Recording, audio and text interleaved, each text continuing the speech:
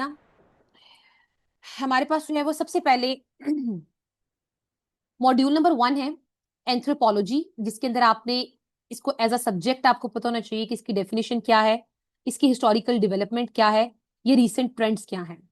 Anthropology एक scientific और holistic studies of humans है।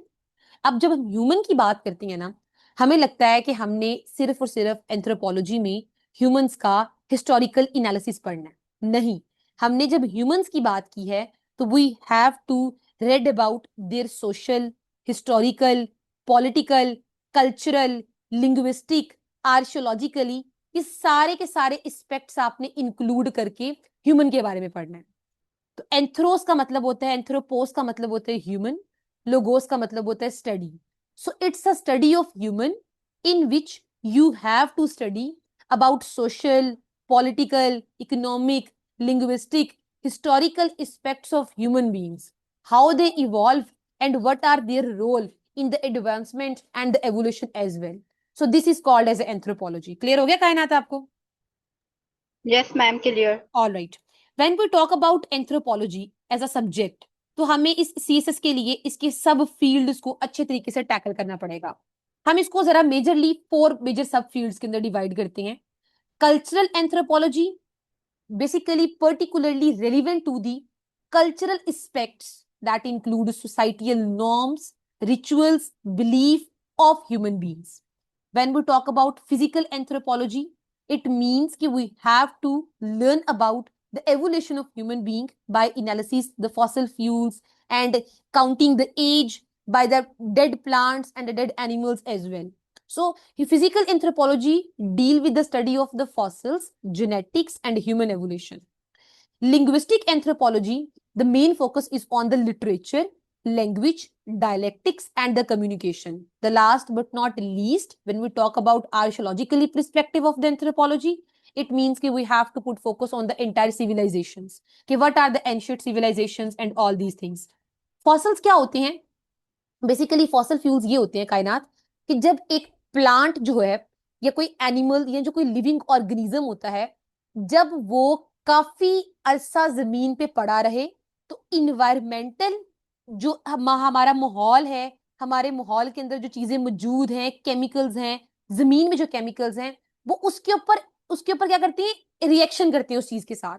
रिएक्शन करने के बाद उसको डिकम्पोज करते हैं। डिकम्पोज करने के बाद एक ऐसी चीज में उसको मुंतकिल कर देते हैं जो ना जमीन खाती है ना आसमान खाता है।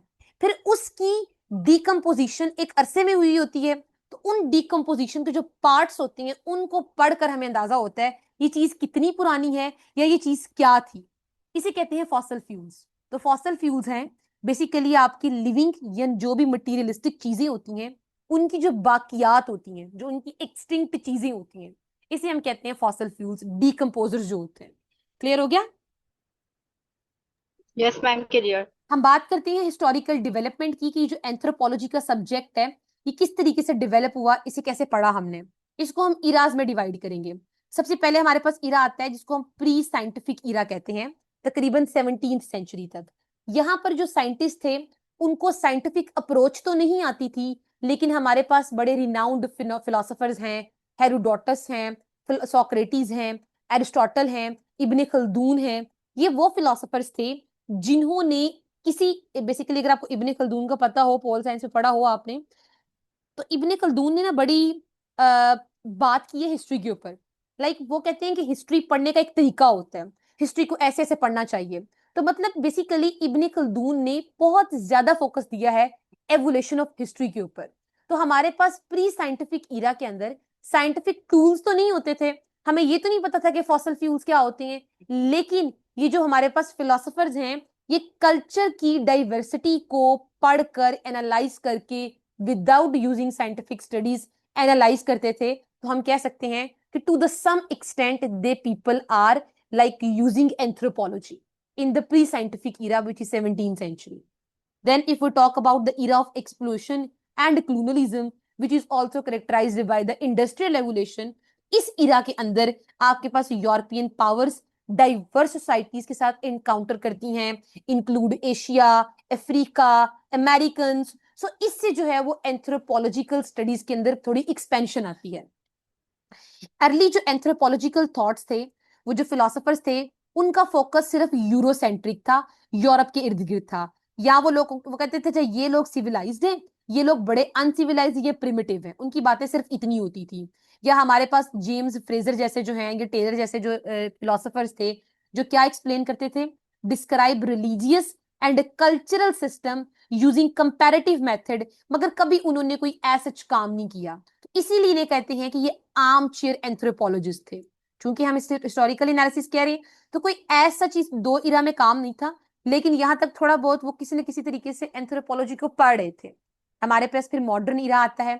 मॉडर्न इरा के अंदर proper field work, scientific method, cultural relativism, Franz Boas का नाम है, जो कि father of modern American anthropology कहलाई जाती हैं।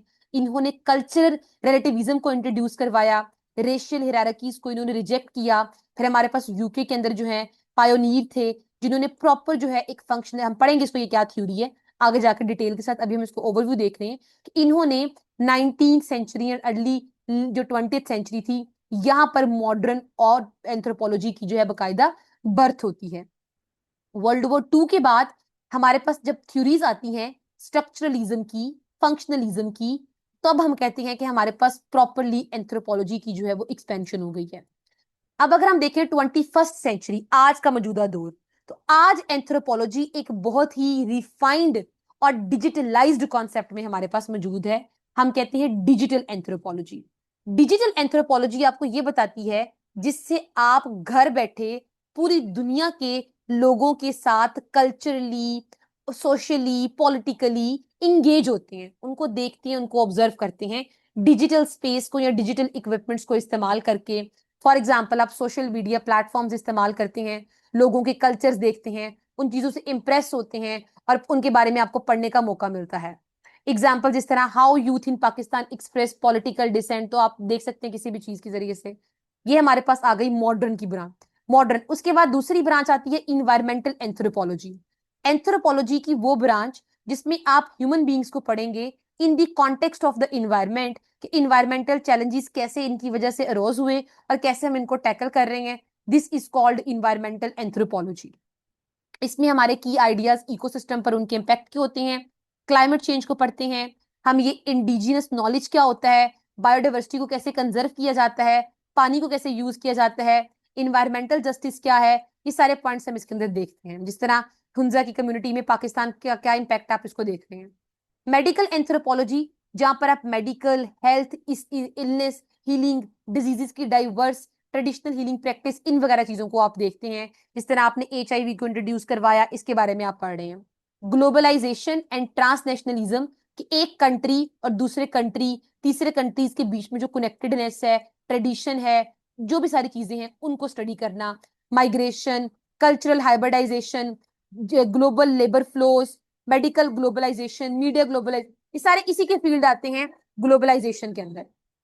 अप्लाइड एंथ्रोपोलॉजी क्या है, जिसके अंदर आप चीजों को, जो आपने ऊपर सारी बातें पढ़ी हैं, उनको आप अप्लाई करते हैं डिफरेंट मेथड्स के अंदर, हेल्थ प्रोग्राम में, कॉर्पोरेट सेक्टर में, एजुकेशन में, डेवलपमेंट में। तो ये हमारे पास अप्लाइड एंथ्रोपोलॉजी है। तो अगर हम इसको डिफाइन करें तो हमारे पास एंथ्रोपोलॉजी क्या है, हॉलिस्टिक स्टडी ऑफ ह्यूमंस है, उसका past, present, culture, biology, language.